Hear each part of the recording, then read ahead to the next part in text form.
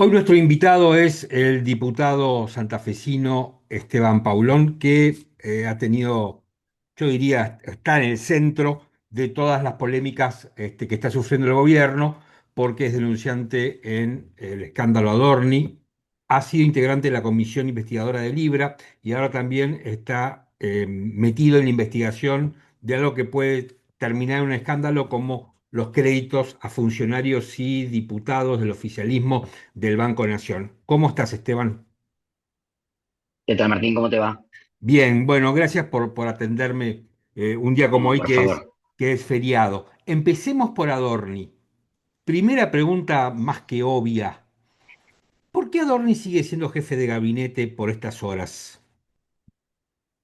Bueno, porque mira, te voy a dar una respuesta. Porque Karina Milei no puede ser jefa de gabinete.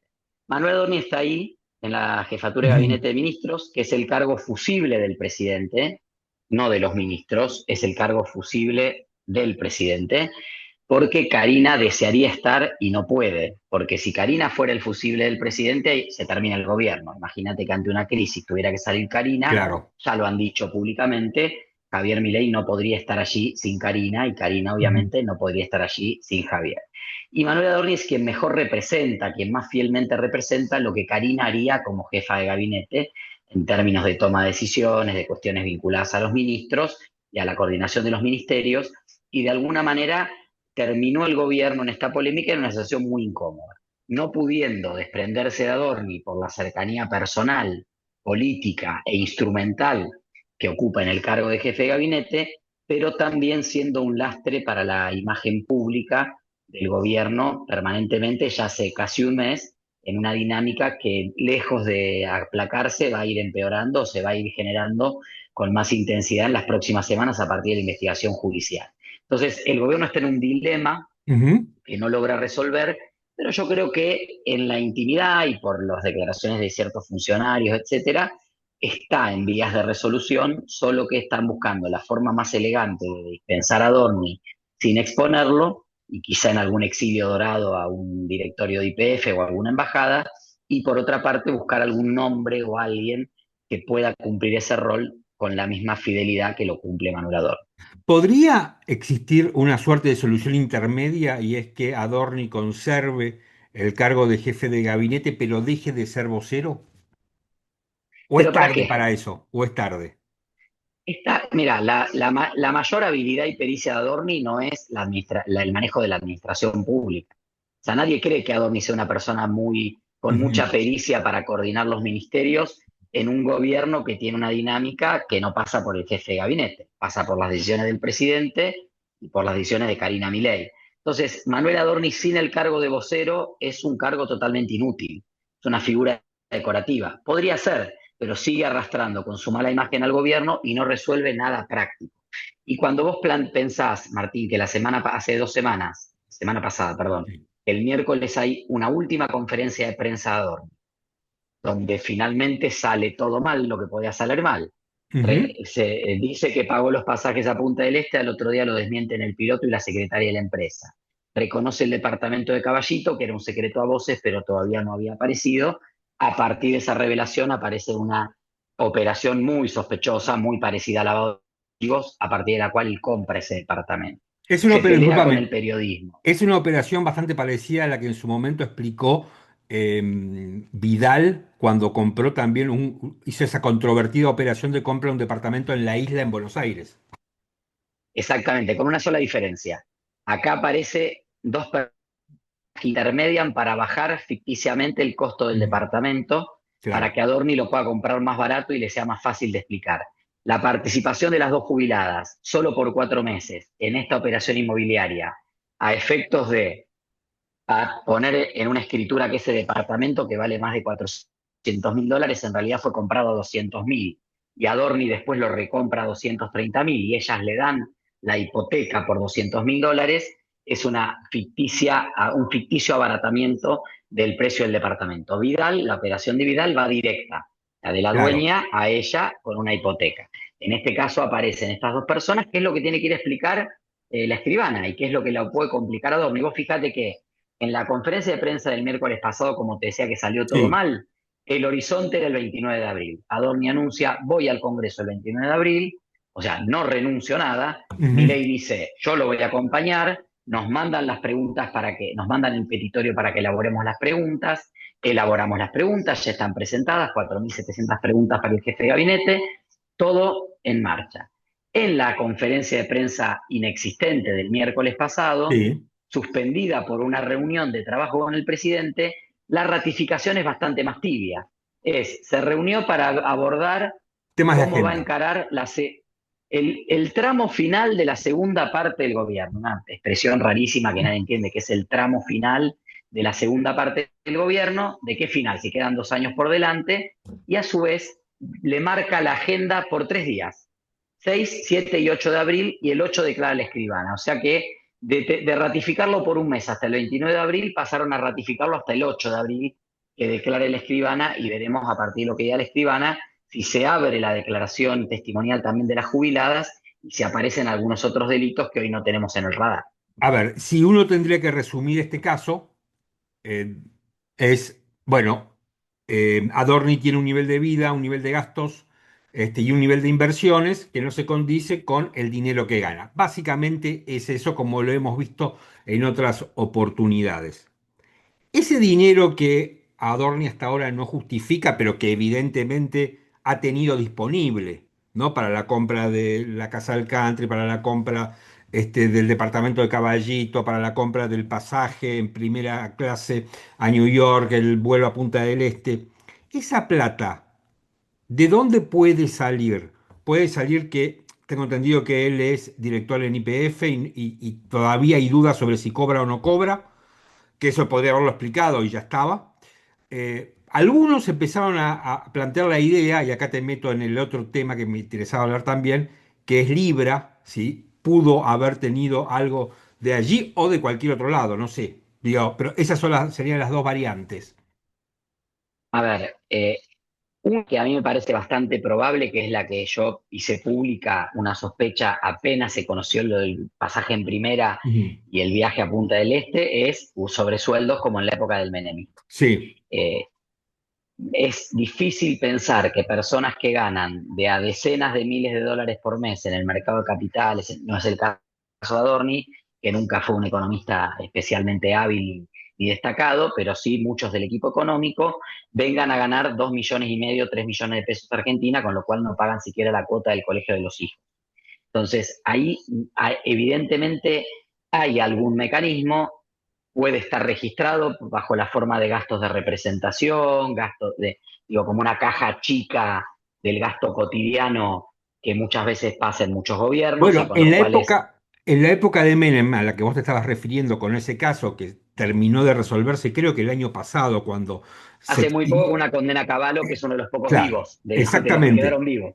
Bueno, directamente Sobresueldos es una posibilidad. se repartían Sí, se sobres. repartían sobre.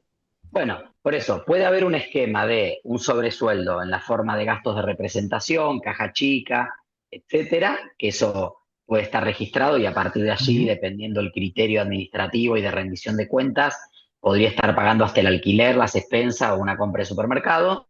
Todo legal, mientras presente el ticket, legalmente es posible, o a veces hay montos para los cuales ni siquiera hace falta presentar el ticket. Esa es una posibilidad. Otra posibilidad es que haya un circuito de distribución de dinero vinculado a Andis, vinculado a algunas otras cuestiones, donde de toda la repartija algo queda, y estamos hablando de montos muy grandes, porque nosotros nos centramos en Andis, nos centramos en Libra, pero por ejemplo un escándalo importante que yo denuncié el año pasado con gente de la Cámara de Farmacias, que ganó con el PAMI, que fue el de los sobreprecios en pañales, en uno solo de los talles, digamos, de los talles que se compran de pañales, depende de la edad, el cuerpo, etcétera, son distintos talles. Ujú. Para los adultos y adultas mayores había un sobreprecio de 60.000 millones de pesos si uno comparaba lo que establecía la licitación con lo que vale a precio de mercado, ya no te digo mayorista. Entonces, evidentemente, en salud y en otras áreas, lo vimos con Andís, pero hay otras partes que no vemos y seguramente ocurren, hay un circuito de sobreprecios y de dinero que circula del cual él podría haber sido beneficiario. Te diría que los contratos de la mujer con empresas contratistas del Estado para las consultorías, estamos hablando de montos menores. El contrato que Sí, tiene claro. Bettina Angeletti con National Shipping. National Shipping le factura 140 millones de dólares al año a YPF para trasladar combustible en barco y Bettina Angeletti le facturó 6.300.000 pesos por 3 días de un curso de coaching. Carísimo para lo que es el precio del mercado, pero difícilmente uno explica un retorno de 140 millones de dólares en un contrato a una ONG por 6.300.000 o a una consultora por 6.300.000. Creo que hay otro circuito de dinero, que es Ujú. dinero que corre mucho y muy rápido, porque estamos hablando que en 2 años, el otro día el lunes hacíamos una cuenta muy en la cabeza, pero con números aproximados, tan solo de comisiones inmobiliarias, impuestos, tasas, sellados y honorarios de escribanía, las escrituraciones del departamento de Caballito y de la casa del country de Illocuá, más el auto, etcétera, más los viajes en avión y el pasaje en primera, son unos 80.000 dólares que debió haber tenido en efectivo. Ahí no hay Claro, hipoteca que te exactamente. prestan, no hay nada. O sea, hay costos que vos no los podés dibujar o achicar o pasar a un pasivo, que los tenés que hacer porque la escribana, si hiciste alguna vez alguna escritura, sabés que no te vas de la escribanía hasta que no pagás y Hasta que se no cuenta el pagas, último billete. exactamente. O sea, Nadie sale. o sea que acá hay Entonces, mucha plata en efectivo disponible en muy poco tiempo, que no es un tema menor el evidentemente tiempo. sí. No, no, no, no, evidentemente sí, claro, es un plazo de 2 años. O sea, pensemos, Caballito es noviembre del año pasado, Indio Cuá es finales del 2024, febrero del 2025 Ujú. es Punta del Este, la Cherokee de 35.000 dólares es principio de este año. El fiscal pidió los registros de migraciones, la semana que viene seguramente conoceremos detalles, pero hay información que habla de un viaje al Caribe A Hawái, ¿no? ¿Estás entre fin del diciendo? año pasado. No, no, no. Lo de Hawái Ah, surgió como una versión, pero en principio sería un all inclusive al Caribe para fin de año. Lo que también, aparte de lo económico, desmonta este argumento de que el viaje a Punta del Este era después de 2 años de no tomarme vacaciones, sí. necesitaba unos días de reconectar con mi familia. Bueno, Bueno, todo eso va a empezar a aparecer también. hay una cosa, me parece a mí, que lo que desmonta el escándalo Adorni es la batalla cultural, o gran parte de la batalla cultural, más allá del hecho de corrupción en sí, ¿no? Sí, creo que ese es el motivo por el cual el caso Adorni pegó tanto en la opinión pública y tiene tanto Mm. impacto en la opinión pública. Porque Adorni tenía tres características. Una fue la persona que le puso la cara a la explicación del ajuste y Claro. al pedido de sacrificio al pueblo a partir de la virtud de austeridad y virtud republicana del gobierno. O sea, era, sos jubilado, sos docente, sos investigador, sos empleo público, sos laburante. Yo te voy a ajustar, te voy a cortar ingresos por todos lados para estar mejor en el futuro, pero es un esfuerzo que vamos a hacer en Ujú. conjunto. El esfuerzo también lo va a hacer la casa. Y aparecen esas discusiones que realmente son irrelevantes en la política, como el chofer del ministro, el café, las medialunas, que siguen existiendo, ¿no? Sí, Más allá claro. de que, pero el gobierno se sube a esa batalla cultural de la mano de nosotros vamos a cortar las medialunas, nosotros nadie se paga más un café, nosotros no tenemos choferes, después tienen choferes, ABN privado, media luna, almuerzo, cena, pensión completa. Entonces, esto muestra una primer contradicción ahí.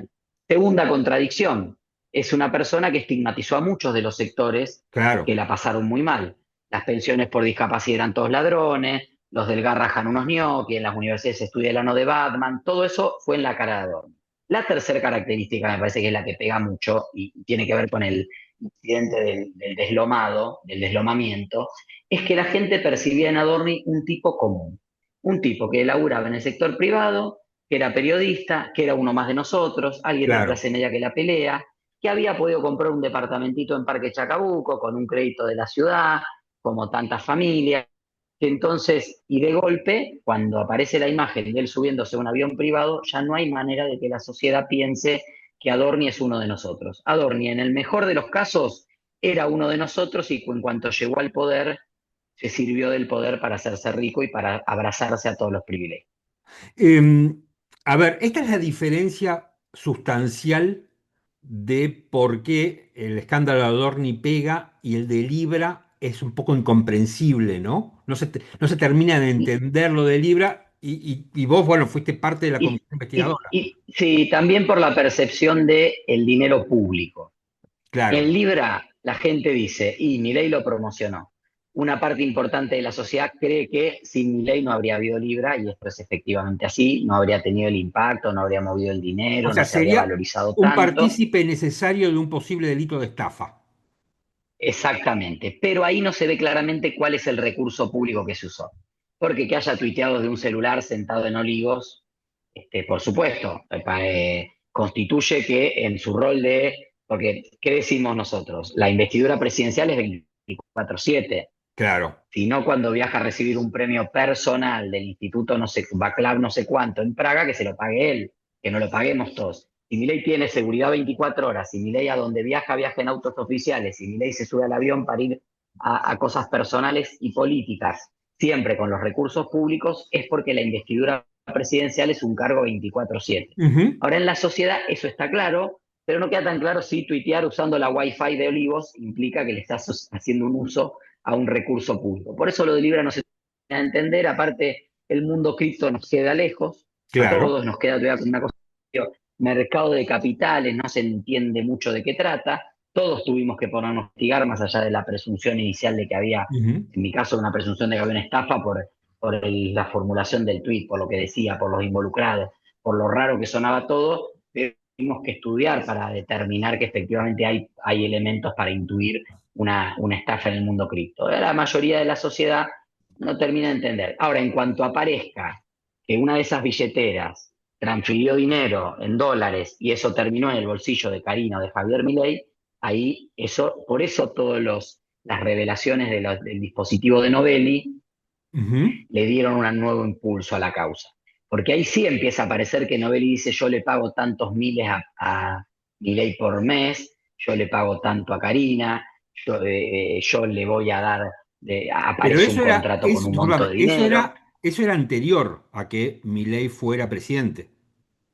Es anterior a que era presidente, durante su diputación, y a Karina al menos hay indicios de que los primeros meses de la presidencia, hasta los primeros meses del 2024, marzo, abril de Ujú. 2024, se habrían realizado esos pagos.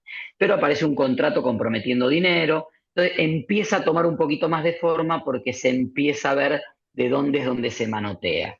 Pero lo otro es medio difícil de agarrar, ¿no? De A decir, ver, ¿y cuál sería el recurso público usado? uno de los argumentos de Milei, que tuvo varios, ¿no? Uno fue que él no estaba promoviendo, no estaba promocionando el tema del el link al contrato, que esto simplemente lo hacía para que empresarios pymes pudieran acceder a dinero por fuera del circuito financiero al que no tenían acceso. Después también lo que dijo Milei fue que no había habido más de 5 o 6 argentinos que por especuladores y por codiciosos se metieron en una operación que es muy compleja financieramente y para la que tenés que saber. Entiendo que la comisión determinó que unas 498 personas perdieron alrededor de $100.000 cada una, que 3.000 personas perdieron entre 10.000 y $100.000 y que 36 personas nada más ganaron más de $1.000.000. Digamos, Exactamente. estos argumentos que dio el presidente versus lo que ustedes descubrieron, ¿te da la pauta que Milei se ha beneficiado con todo esto? Sí, sin duda se ha beneficiado y aparte conocía la operatoria. El presidente no puede, después de promocionar y difundir un contrato donde dice que hay que apostar a eso porque va a ser beneficioso para las pequeñas y medianas empresas, acusar a los que entraron de codiciosos por meterse en algo que olía a curro. Él fue el que posteó. Claro. Argentina será libre, Argentina será próspera. Entonces, no, pongámonos de acuerdo. O Argentina será próspera con esta cuestión que puede salir mal, pero si yo tengo un riesgo, si yo quiero fondear pequeñas y medianas empresas para los emprendimientos, etcétera, Ujú. y creo que en eso hay algo virtuoso, por eso lo comparto, porque Claro. me parece interesante, después no puedo acusar a la gente que entró de buena fe de codiciosos y decir, jódanse porque estos sabían Claro. que era trucho, pero si vos me lo estás vendiendo, hermano. Entonces hay como una contradicción permanente sin, digamos, sin soslayar que datos que están no están tan en el debate público, pero que son relevantes a la hora de entender el circuito, que es que los fondos, las ganancias y las utilidades que iba a dar esta operación de Libra supuestamente, que iban a ser para las pequeñas y medianas empresas, se iban a administrar y distribuir a través de la Fundación Faro, que es el think tank libertario dirigido por Agustín Laje, que era íntimo amigo de Novelli, Terrones Godoy, hay fotos de ellos en CEPAC, hay fotos mirando partidos de básquet en Estados Sí, Unidos. claro. Y Entonces, habían acá hay algunos otros trabajado partícipes y habían trabajado juntos, en exactamente. otras, en Entonces, otras, acá, en otros emprendimientos sí, similares como Vulcano, que creo que ustedes también investigaron. exactamente, exactamente. Por eso, hay un ecosistema de Ujú. personas, hay una metodología que evidentemente muestran que claramente todos tenían conocimiento de lo que estaban haciendo, incluido Milei, y el cruce de las llamadas previas, la cantidad de reuniones, la triangulación entre Santiago, Karim, el propio Milei, Novelli, Hayden Davis, las videollamadas, etcétera, muestran claramente o empiezan a plantear y a clarificar cómo es que llegó esa información a Milei y a plantear claramente que Milei mintió, que tenía Y total certeza de qué tipo de operación se trataba y cómo se iba a llevar adelante. suponete que ni Milei ni Karina se beneficiaron, que no les entró un peso y que incluso hasta pudieron haber sido engañados o le hicieron un favor a dos personas, tres personas con las que con anterioridad hicieron negocios. ¿Eso rebajaría la responsabilidad de él? En términos políticos no, que es lo que evaluamos nosotros en el Congreso. Nosotros no somos juzgados, No, no claro. somos jueces. Nuestra naturaleza es de investigar las responsabilidades políticas. En términos políticos no, para nada. El presidente ha mostrado impericia en un campo en el que supuestamente era experto y nos permite entonces dudar de su pericia para cualquier otra acción de gobierno, ¿no? En términos políticos hay una responsabilidad concreta y eventualmente si él en el inicio hubiese reconocido algún tipo de estas cuestiones, podría ser un atenuante si hubiera venido a dar explicaciones al Congreso, si hubiera abierto su dispositivo para que todos supiéramos que efectivamente él se encontró con esta información navegando y no porque alguien se la pasó, etcétera. Cuando hay un ocultamiento, obstrucción, hay falta de información, hay una negación permanente a dar información, lo que es la realidad, que por más que se haya encajonado por parte de la Fiscalía durante un año, finalmente termina saliendo a la luz, se termina imponiendo y ahí el presidente obviamente muestra que, bueno, también tiene responsabilidad en el encubrimiento. Uno de los hallazgos más difundidos en el teléfono, ahora se me fue el nombre. Eh, bueno, ahora me va a seguir. Fue el hallazgo de un borrador de un contrato que no está firmado por nadie. Sí, Eh, exactamente. digamos, alguien, yo te podría decir en mi defensa, si fuera mío o el abogado de mi ley, te diría, está bien, lo escribió este tipo, no tiene absolutamente nada que ver mi cliente, ni siquiera está firmado.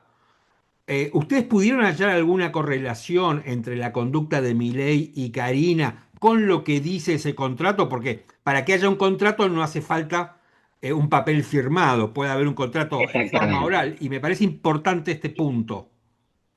A ver, el contrato establece una serie de obligaciones del contratante que tenía que ver con unas transferencias de dinero a cambio de compromisos del contratado y todos los compromisos del contratado eran compromisos públicos, por Ujú. tanto son constatables. Decía, no sé, $500.000, foto con Hayden Davis, $200.000, firma del convenio con no sé quién. Ta. Todos los compromisos que tenía que asumir mi ley, foto con Hayden Davis en Casa Rosada, anuncio de un acuerdo de colaboración para la asesoría del mundo cripto con el gobierno, obviamente el posteo de Libra, etcétera, todos se cumplieron. O sea, hay una parte del contrato, firmado o no firmado, que coincidentemente se cumple. Es un punto De la parte importante esto, contra, este esto paralelismo es que ustedes importante, hicieron. porque esto aparte es conducta pública. O sea, Por Milei eso. no puede decir, no, yo no posteé una foto con Hayden Davis. No, está la foto con Hayden Davis. No, yo a esta gente no le dije nada. No, sí, hay un posteo donde vos decís que te reuniste para firmar o para avanzar en la Ujú. colaboración en el mundo tal, hubo auspicios al Tech Forum, etcétera. Entonces, los compromisos de parte del presidente y de su equipo estuvieron porque son compromisos públicos y son todos constatables y se llevaron adelante.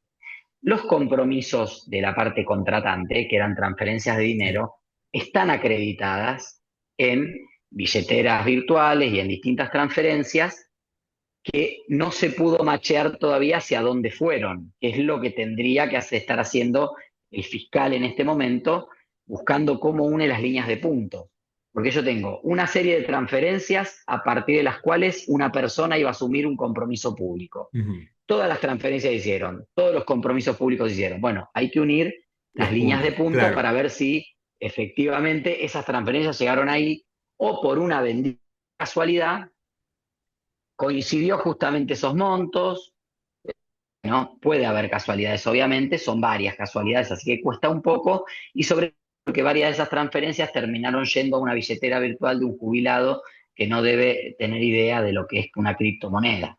Entonces, ahí es donde la justicia tendría que estar uniendo los puntos para terminar de cerrar el circuito, y como bien vos decís, aunque el contrato no esté firmado, obviamente si hay compromiso de partes y hay un, un, hay un accionar que es coincidente, Ujú. el fiscal y el juez obviamente presumen, deberían o podrían presumir de la cuestión digamos, de esta relación y del cumplimiento de este contrato. ¿Taiano debería ser apartado? Sí, nosotros lo pedimos en esta semana, presentamos un escrito encabezado por el presidente de la extinta Comisión Libra, Maximiliano Ferraro, con la firma de varios diputados que estamos allí, Mónica Frade, Juan Marino, Sabrina Selva, bueno, el mismo Maxi, obviamente, Pablo Juliano, varios de los miembros de la comisión hemos presentado el pedido y Itai Hagman, Julia Estrada, a ver, es una denuncia por incumplimiento de deberes al fiscal Traiano y obviamente estamos pidiendo el apartamiento de la causa. Eventualmente lo que debiera hacer el juez Martínez de Giorgi es retomar la iniciativa de la Ujú. investigación, puede hacerlo hasta tanto se resuelva la situación del fiscal, que por otra parte también ha presentado los papeles para su jubilación en la justicia. Por lo tanto, es un fiscal que está de salida Se podría ir y que yendo. habría que se puede ir yendo, pero sobre todo hay que ver quién estaría viniendo. Porque también hay que decir que en este proceso donde se están avanzando en la aprobación de los pliegos de muchos cargos de la justicia, la mujer de Martínez de Giorgi, por ejemplo, es una de las postuladas por el gobierno para Claro. jueza federal en Lomas de Zamora. Entonces ahí tenemos un pequeño problema que el gobierno promueve a la mujer del juez que tiene que impulsar la investigación por el caso que más compromete al gobierno. Y te hago la última para no seguir abusando de tu tiempo. El tema del Banco Nación y los créditos blandos a funcionarios y legisladores del oficialismo promete en convertirse en otro escándalo. Sí, a ver, hay dos aspectos, dos o tres aspectos. Primero, obviamente que uno celebra la reactivación del crédito hipotecario. Millones de familias y personas en Ujú. Argentina necesitan hoy un crédito hipotecario porque incluso llegan con enorme dificultad a pagar un alquiler. Que ese enorme esfuerzo sea la cuota de un crédito que te permite que eso algún día sea de tu propiedad es una tranquilidad enorme y bienvenido sea la reactivación del crédito hipotecario. Ahora, cuando uno habla de la banca pública, tiene que tener especial cuidado porque son recursos públicos. Claro, Y de la difusión de una cantidad importante de funcionarios, diputados, funcionarios del Ejecutivo, etcétera, que accedieron a créditos hipotecarios en el Banco Nación, siendo que no son personas de la planta permanente del Estado, por lo tanto, darles el mismo tratamiento que a una persona que sí es de la planta permanente del Estado en términos de tasas ujú. bonificadas, plazos, etcétera, es ya discutible por el riesgo crediticio. Cualquiera de los funcionarios que hoy han sacado estos créditos están a tiro de una firma, ministro, para dejar de ser funcionario.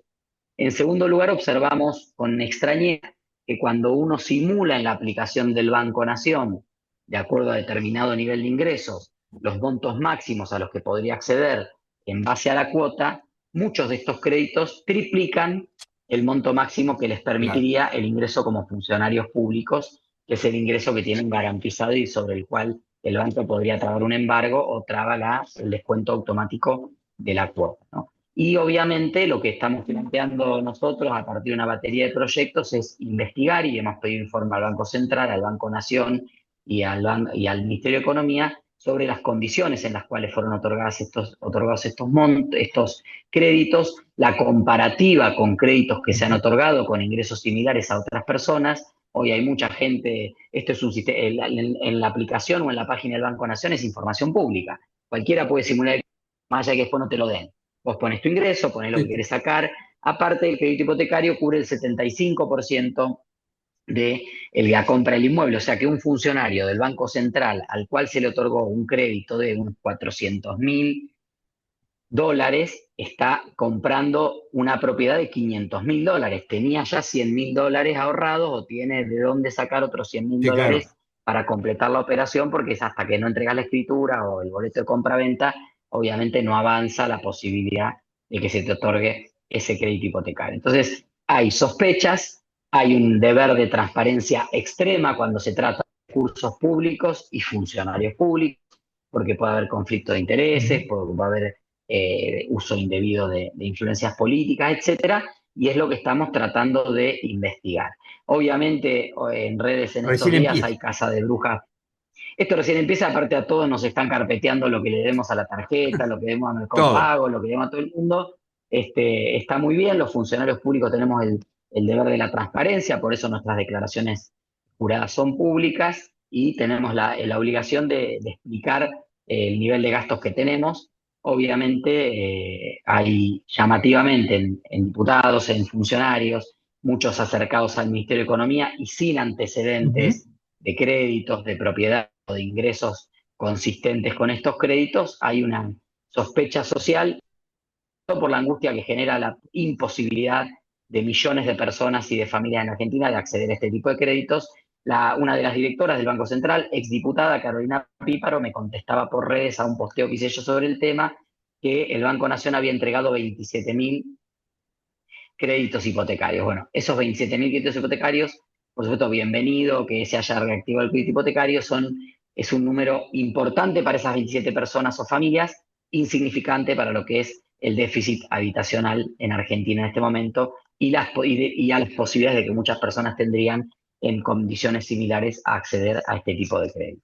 Me hace acordar este tema, y con esto voy cerrando, en la época de, creo que fue en la época de Alfonsín, hubo Alfonsín Banco Hipotecario, Aníbal exactamente, Reinaldo. Aníbal Reinaldo, que se Pero, publicaban, me acuerdo, los listados de los que obtenían créditos claro, hipotecarios, porque tampoco había crédito hipotecario en esa época, ¿no? exactamente, sí, sí, quizá en otra escala, pero hay alguna metodología similar, por eso también es importante conocer cuáles son todos los funcionarios y hacia adelante, esto es materia de, obviamente, por supuesto ser funcionario no es un castigo, es un privilegio, es un honor, No, es claro. una responsabilidad, uno no tiene por qué quedar fuera del acceso a ciertos derechos, pero sí debe haber condiciones específicas porque nuestra realidad salarial o de ingresos como funcionarios no es la misma que de una persona de carrera que acumula antigüedad o que puede demostrar determinados bienes.